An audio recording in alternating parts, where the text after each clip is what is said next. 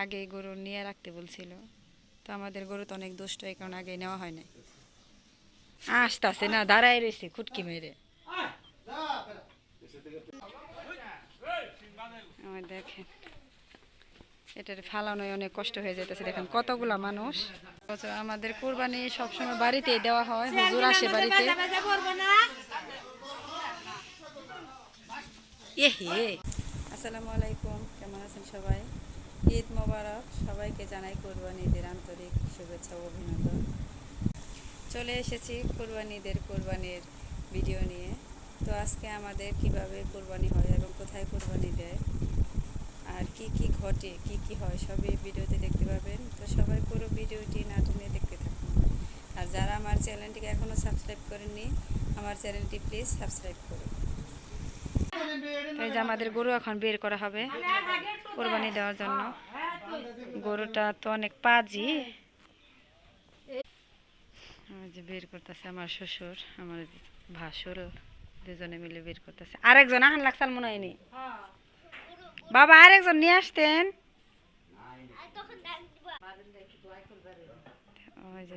এখন গরুর তো মনে জান দেয় আগেই মনে হয়। দেখেন পায়জামি শুরু করেছে অলরেডি। দেখেন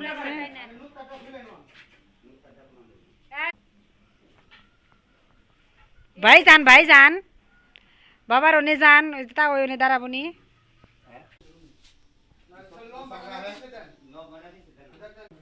তো বড় গরু পাঁচি থাকলে খুবই কষ্ট হয় বের করা। কোরবানির জন্য ফালাইতে অনেক কষ্ট হয়। তো আমাদের আমাদের পালে যত বড় হার হয় সবগুলাই দুষ্ট থাকে। ওর দাদুর রাইস মনে হয় দুষ্ট গরু, তাই না? সব দুষ্ট গরু পালে।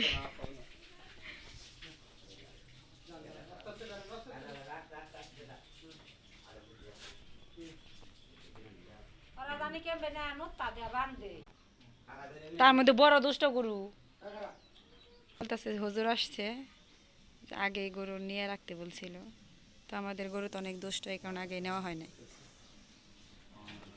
বাড়িতে অনেক পোলাপান আছে, এখানে আসতেছে না, দাঁড়াই রয়েছে খুটকি মেরে।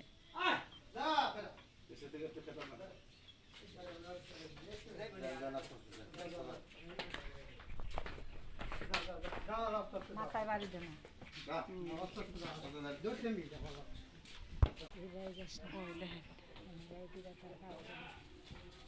দেখেন দেখেন দেখেন কেমন কাজ।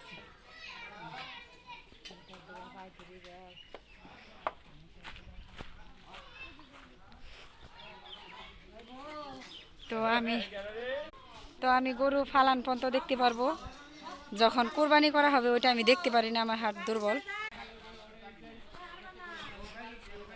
তো আমি জবাই করা ওটা দেখতে পারি না, আমার অনেক ভয় লাগে, আমি অনেক রক্ত। ওই দেখেন কি অবস্থা, এরা প্রচুর দুষ্ট। ওই দেখেন এটার ফালানোয় অনেক কষ্ট হয়ে যেতেছে। দেখেন কতগুলা মানুষ। তারপর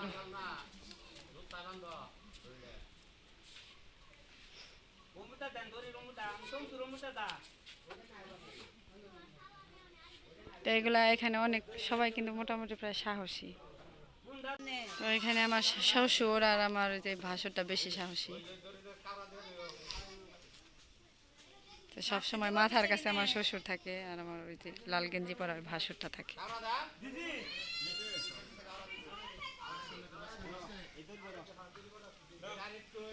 সবাই ভয় পাইতেছে।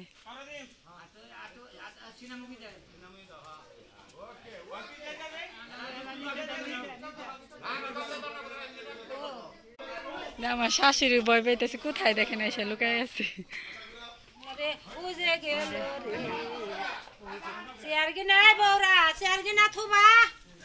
দেখেন প্রচুর আমাদের কোরবানি সবসময় বাড়িতেই দেওয়া হয়, হুজুর আসে বাড়িতে। এহে দেখেন পয়রা যায় তারপরেও দাঁড়ায়। ওই যে বাঁশ টাস দিয়ে ধরিতেছে, দেখেন কতগুলা মানুষ ধরেছে। আবির, এই যে তোমার পছন্দের গরু এখন কুরবানি করা হবে। আমার ছেলে অনেক সাহসী, তো এই পর্যন্ত দেখতে পারবো, আমি আর দেখতে পারবো না। ওই দেখুন, এ এ এ আসলে একটা মানুষ কি আর একটা প্রাণী কি, মানে জানের ভয় সবারই আছে, আপ্রাণ চেষ্টা করে বাঁচার জন্য। ওই দেখেন, ওই দেখেন।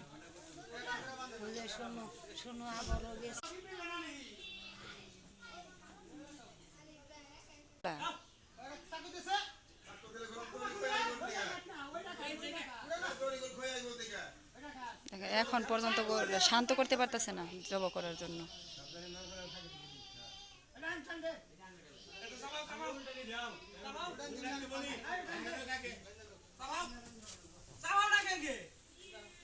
আরেক বছর আমাদের আমাদের নিজেদের গরু কোরবানি করার সময় যে ওই আঙ্কেলটারে ব্যথা দিয়েছিল, মানে নিচে পড়ে গিয়েছিল, অল্পের জন্য বেঁচে গেছে।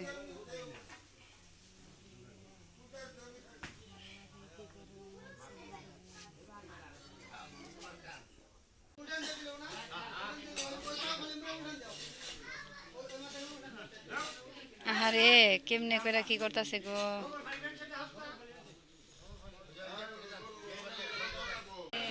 আরে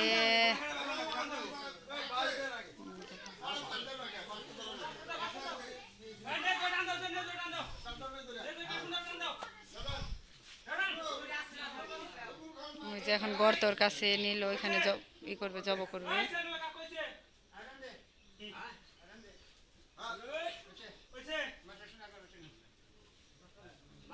দেখেন, আরে এখন প্রাণটা চলে যাব গো।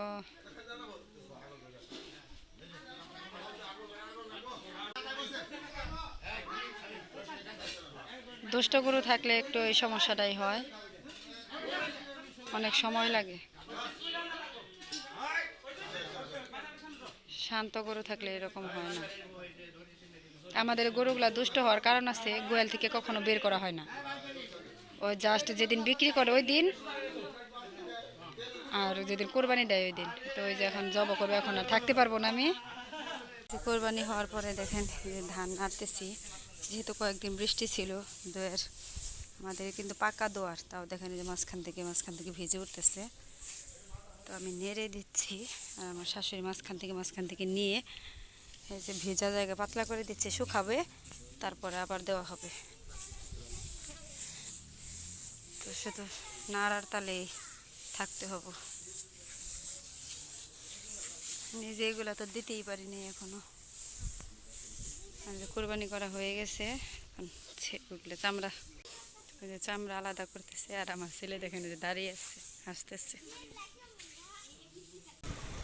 এই যে দেখেন আমার ছেলে কোরবানি করা শেষ, ওইখানে দেখে টেকে ঘরে এসে ফোন দেখতেছে ওর দাদাবার। চামড়া ছোলানো হয়ে গেছে, তোমার গরুর চামড়া ছোলানো হয়ে গেছে। তো ফোন দেখতেছো কেন? হ্যাঁ, ফোন দেখতেছো কেন? কোরবানি ওখানে যাও, তুমি এত শখ করে নিজের গরু কোরবানি দিলা তোমার পছন্দের,